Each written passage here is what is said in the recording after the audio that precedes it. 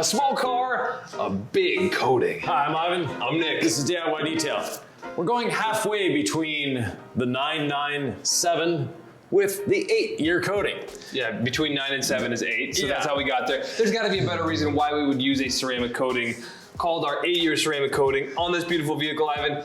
No one better in the world to explain it than you. Daily driver sits outside. It needs the best protection we can give it. So, what do I need to know before I apply the ceramic coating? We need to make sure the paint is clean, it's decontaminated. That's in a previous video down below. Then we need to clean it a little bit more. We did so by polishing, and then we used our adhesion promoter polish to give it that final little touch, making it ready to accept the 8-year ceramic coating. Our name is DIY, means do it yourself.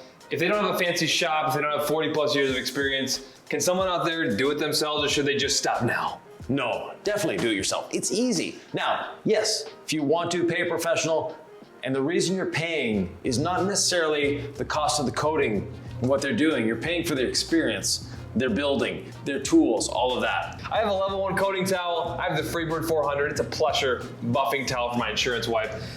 I want Ivan to tell us more about this coating. I have our applicator pad, our wax, sealant, and coating applicator pad. Very simple piece of kit, but very well engineered. It holds on to me. I don't need to hold on to it. Also, it's easy to conform all these beautiful curves of the 997.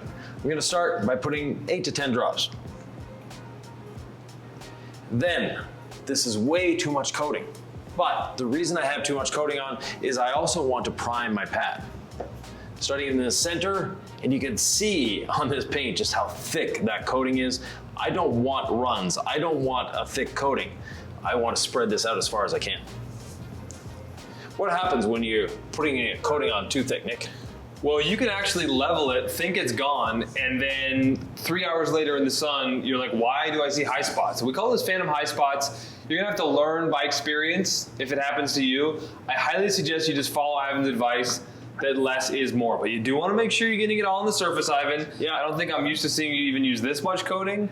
No, So I'm curious where we go from here. right, so I'm just gonna spread it further. Okay. And this shop, not only do we use it for making videos, we do a bit of R&D here, and the dropper that's in this bottle is part of that R&D project, and it's one that I think we're gonna refuse. You didn't just put this on bare paint, you put it on paint that we prepped. Right. Now you could use panel prep. We also have this magic solution called adhesion promoter polish. Yeah. What was on the surface before the coating? It's worth noting that that process is easy, but it's Yeah. pretty necessary. There's nothing on this surface before we start coating. That's the whole goal of the adhesion promoter polish, to open the pores, to make it receptive to the coating. What is adhesion promoter polish, Ivan? It is a magical formula. No, it is tea tree oil. It's a bit of abrasive, a bit of SiO2, and a bit of polysiloxane. They all combine to deep clean the paint, swell it just a little bit, open those pores and keep them open. After you've applied the adhesion promoter polish, you've got about 48 hours to wipe it off if you don't want to wipe it off immediately. And after you've leveled it or wiped it off, you have another 48 hours. Can you do it immediately? Yes, you can actually, but you don't have to. Now, Watch how I'm leveling. I'm actually leveling outside the line. So I know you didn't coat this front fender, Right. but I'm making sure I do one of these numbers. I'm going over it here. Essentially, I know where I've left high spots about 80 times in my life. yeah. And it's around corners and edges and T's and zigzags, emblems.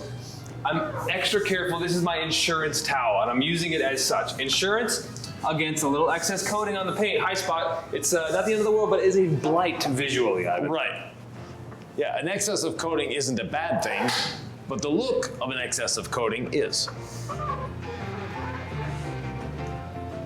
So did the whole roof panel there on this side, and just going down the A pillar and the C pillar, because once we're done with the upper surfaces, we're going to move on to the lower surfaces. Now you see really see it well on the camera, the oil slick on water look or the rainbow look, and when 50% of that has gone back to clear, that is the ideal time for Nick to start leveling. What does that mean, 50% going to clear? Like, what is actually happening on the surface? Because This now seems too easy. I'm a do-it-yourselfer at home. Yeah. I'm actually achieving like professional results. Like what am I witnessing if I don't have Ivan next to me? Coach me through this. Yeah, you're witnessing technology at work. But 50% means you have that oil slick on water look and then it starts going back to clear. Once 50% of that is back to clear, you're clear to level. Now, if you went a little too soon, that doesn't hurt anything. No, our coating has instant bond technology, meaning that as soon as it's on the surface, you could literally apply it like I just did and level immediately. Do you want to do that? No. Can you? Yes. And the reason you don't want to is you're going to load up your towels with the solvents and a bit of coating. Not something you want to do. What I found is if you load up your towels, next time you go to wipe and your attempt is to level the coating, you might actually have some on there and you just start to smear it around. So that's why I don't want my towels loaded up. I want them dry so that when I need them to bite into that paint safely and just kind of help me level whatever's there, it's gonna work great. Right. Now, I don't like the term bite, but it just, sometimes it feels like it does work for me. Yeah. Our applicator is a great tool because I can take it off my fingers and get it inside these little vents with ease, with simplicity, making sure to get the coating everywhere on the paint. Leveling's fun. It's an important step too. I mean, it's not just the boring part, the coating isn't the interesting part. It's all the process. Right, and if you're working alone, very easy to do. Do a panel, put your applicator down, pick up your towels, level that panel, and then move on to the next one. If you're in a shop that has air conditioning and it's not humid out, and it's actually very humid in our shop. So humidity is what cures the coating quicker. But if you're in an area where it's taking a minute and you're actually having to wait to be able to level off the coating, then do 2 panels. Come back to the first one, level it. Apply to the third, wipe off the second. Apply to the fourth, wipe off the third, etc., etc.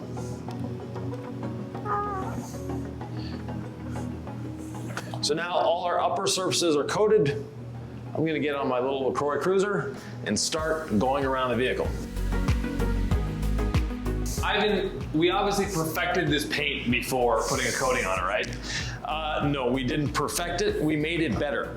This vehicle, the paint is extremely thin on it. It's been polished to within a micron of its life. It's not something we want to polish a lot on. We polished to enhance, we didn't polish to perfect. Polishing to perfection actually leads to damage more times than not. Been there, done that. Yep. Now, both Nick and I are right-handed. That makes my life easier and his life easier when we're applying. We go around the vehicle clockwise. Very, very easy to do. That way our dominant hand is the one doing the work. So I'm making sure to box in this fender, getting all around the edges and actually past the edge a little bit.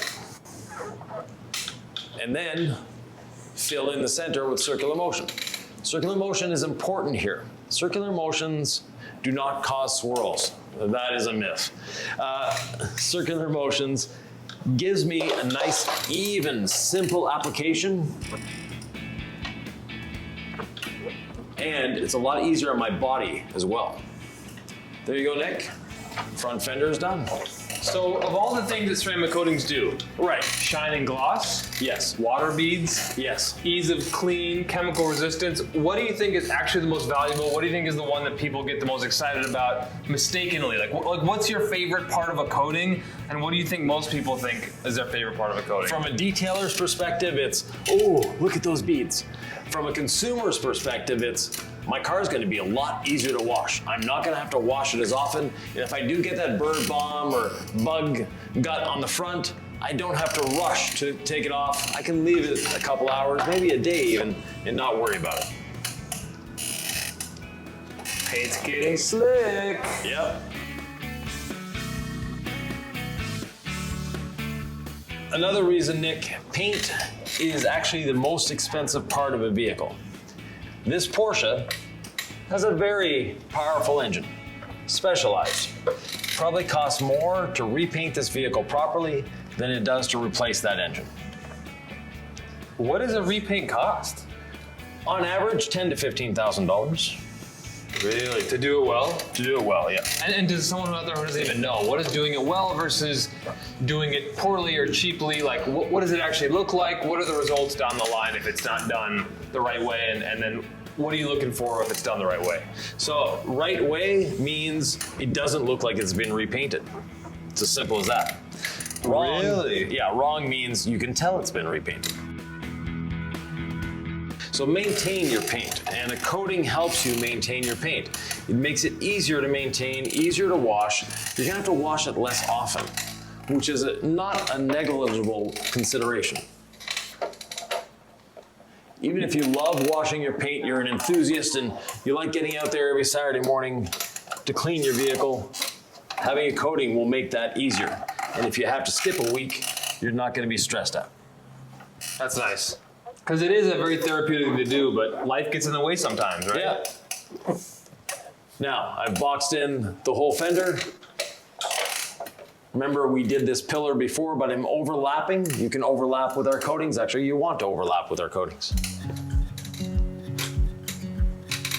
There we go. As I'm still finishing this door, I just got over under the rear quarter there so that I could overlap. I could go outside the lines, and I'm not worried about picking up a lot of initial coating with my insurance towel. I'm still on my insurance wipe on the door, just triple checking. Yeah. Down here into this corner can be a high spot, hot spot, and then around mirrors can be a high spot, hot spot as well. So just taking a little bit extra time here, especially if you're not gonna do a quality control check at the end, which I highly recommend. It's nice to do this right the first time, and then you won't have any regrets later on. Now we can see the oil slick on water lick is still there predominantly, but it's easy to level, not a concern. If your towel's grabby, it's a little early. Yeah. If it's hard for you to wipe off what looks like the shadows of this coating on the paint, you might have waited too long. It's kind of a dance, and I don't want to intimidate folks out there. What should they look for? How do they adjust on the fly if their conditions are different than ours? Start on one small panel and work your way from there. Adjust, take a look, use your eyes. Let's say it's the first time I've ever applied a coating.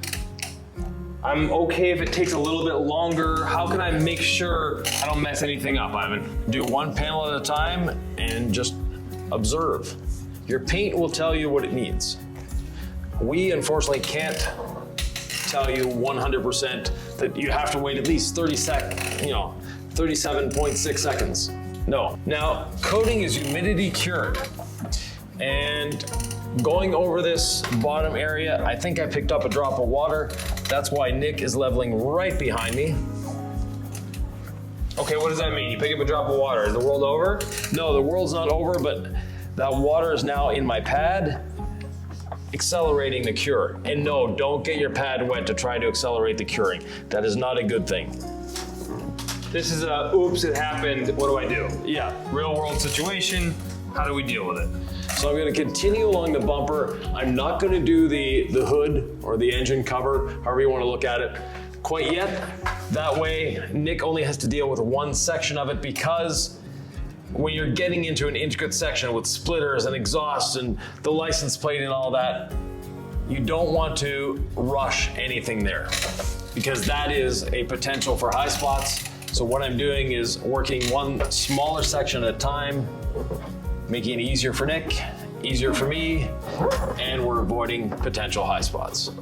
I'm happier when my towel is happy, so as Ivan's talking, I'm just getting all my corners folded up ever so neatly so that my free edge corners are under my thumbs, and that way I can do one of these. Towel stays together. I'm happy. Boom. Towel stays together. Not bunching up, not flying around. Just staying organized. Now what about exhaust tips? How do we do those, Ivan? Do we ceramic coat those? Yep, we did. All right, now I wiped it with my leveling towels, so that's a good thing. I added 2 drops to my applicator. I'll wait for Nick to finish leveling this little section here, and then I'll carry on. I'm gonna do this fender, and then I'm gonna scoot around Nick to finish that engine cover. That way, we're not in each other's way. He's got a large surface here to level. I'll have time to do that, and then we'll be back on our routine. If you get a little bit of darkness on your pad, this was picked up from one of the moldings. Not a concern, don't worry about it. Nothing to stress about. And I'm not stressed, but I am definitely not wanting to live up to my moniker of High Spot McGee. Yeah. So I'm gonna look at it from different angles. I'm gonna make sure we're not leaving anything behind. We're just leveling, at least appearance-wise, we're just leveling the excess of the coating. Yeah. I'm doing this for the people, for the paint, for the owner, Ivan. There we go. So now that Nick's done with the back bumper, I'll continue on. With the fender, I'm overlapping onto the rear bumper. I've overlapped higher than we were before when I did the C-pillar here, and then just going around this fender. Making sure to get in and around this air intake. It's okay, what's going on, Ivan? I'm feeling like this coating wants me to level it right away today. Yeah. It's just, I'm noticing that if I don't get to it right away, I'm struggling a little bit with high spots. And I'm not saying this is a hard coating. No. Because we do a lot of these where it's just so much easier. Yeah, is it the temperature, the humidity, the paint? Like, what do I need? Humidity level in the shop. Humidity level, Yeah. okay. But someone out there might notice that because we get notes from people, don't we? Yeah. Well, I wiped it right away. Or it's just self-leveled and I didn't even have anything to wipe off. And they're like, did the coating work, right? So people have these questions if they don't do this all the time. Right. And today it's very humid in here. That is what's causing the coating to cure a little faster. So if you are working alone and you're having that issue, there are two solutions to it. One is work in smaller sections. The other one is actually putting the coating on just a tad thicker. Really? Why thicker? It'll take a little longer for those solvents to evaporate away. And that's what we're witnessing on the surface is solvents evaporating? Yeah. Now the other solution, if you're ambidextrous and talented, is coat with one hand, level with the other. So Nick, you'll want to get around that turbo emblem first, leveraging your towel.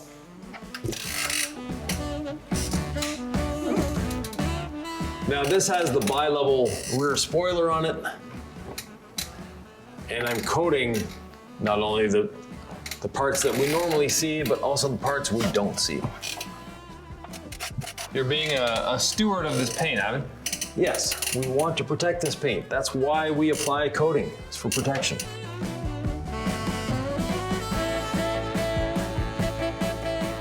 Letting Nick get that rear spoiler. It's a very intricate area, making sure he's got no high spots.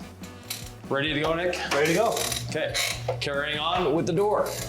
So again, boxing in the door with my applicator. And then I'm actually gonna switch my hand position so my shoulder isn't all up in the air.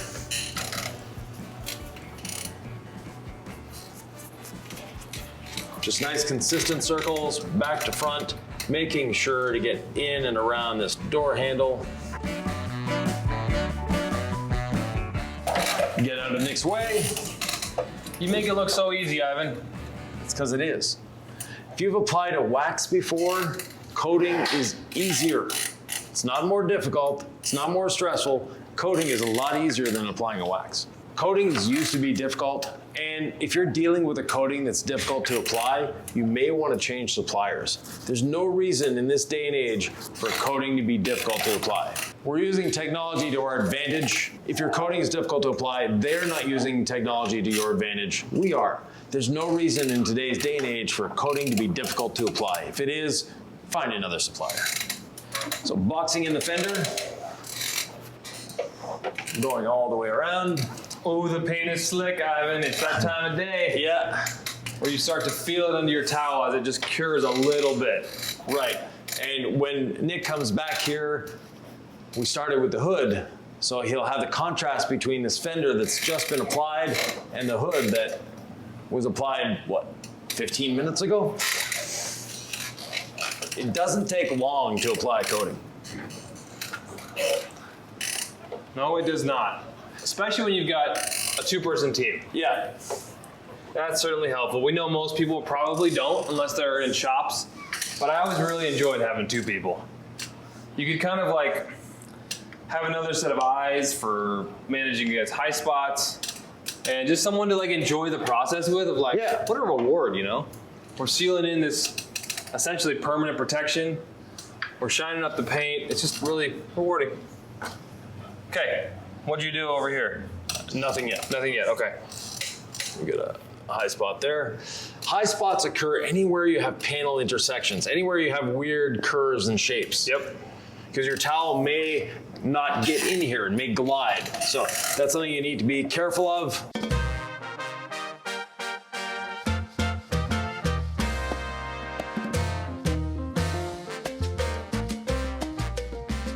So the initial leveling is done. Insurance?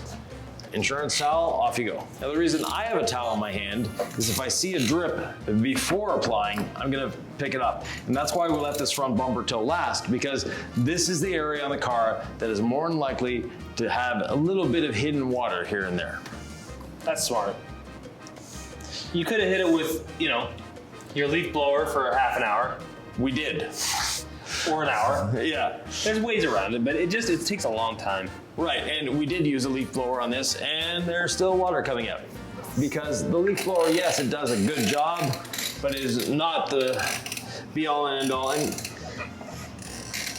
I secretly think car designers put little pockets to just absorb water and release it later. I don't think they give a rat's anything about Yeah. detailers. They're just making pretty cars that are engineered to perform, I think. I could be wrong. There are some vehicles where I would swear the designer had something against detailers. But anyways, as a mechanic as well, there are some designers that weren't really thinking of mechanics when they designed the vehicle. Nick, it's looking good. It's looking glossy. It hasn't taken us a long time to work our way around this vehicle. I have the rocker panels left to do. Leave those till last as well. And then the glass, and we're almost done. There'll be one last operation that any detail needs to be finished. That's tire dressing. Would you ever go around willy-nilly and just leave high spots and save them for later? No, You catch them as you go, right? That's the whole goal? that's the idea, yes. We can deal with high spots. We can level them, we can remove them later, but it gets more complicated, it gets a little sketchier. If this cures sets up, you know, you're dealing with adhesion promoter polish, maybe a polisher, maybe a machine. Like, there's a rabbit hole you can go down. You want to try to catch these as early as you can. The first step is right now. Hopefully it's the only step. Ivan, your thoughts? Yeah, definitely. You don't want to purposely leave high spots. You want to do your best to not leave any high spots.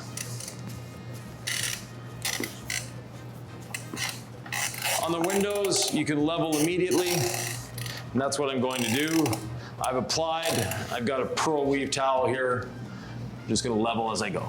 Have the rocker panel on this side to do, Nick.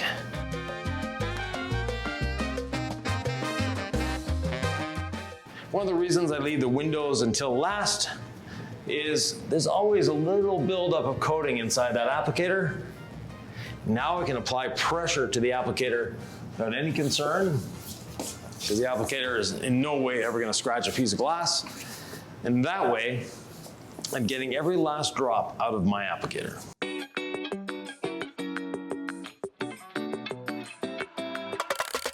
Coating these windows is going to make it a lot easier to see out of the vehicle when it's raining, and also make them so much easier to clean. Ivan, it's like fostering a pet. You fall in love with a pet, but the whole idea of fostering is you have to let go.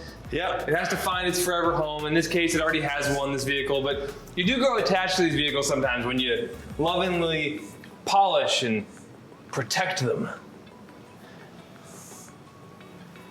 Definitely, and you know, this is admittedly a very nice vehicle. Yeah, it is.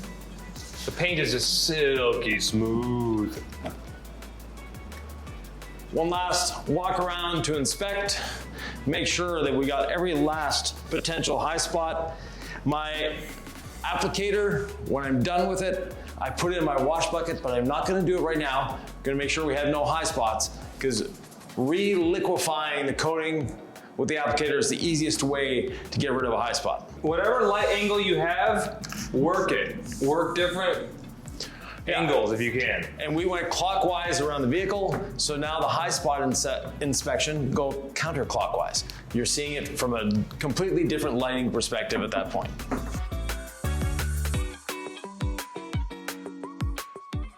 Nick, there we have it. Detail is done. It's been washed, decontaminated, polished, adhesion promoter polished, and finally coating. But of course, tire dressing on the tires. Yes, we do put tire shine on our ceramic coated vehicles. We're not worried about it slinging off and hitting the paint. No, not at all. It looks a little glossy now. Give it 5 minutes. We'll be back to a nice matte finish, the way we like it. Look at the shine on this paint. Look how wonderful it is. And while you're at it, if you want to learn more about how to maintain a ceramic coated vehicle once it's coated, there is a clickable square on your screen that we highly encourage you to click on right now. See you in the next one.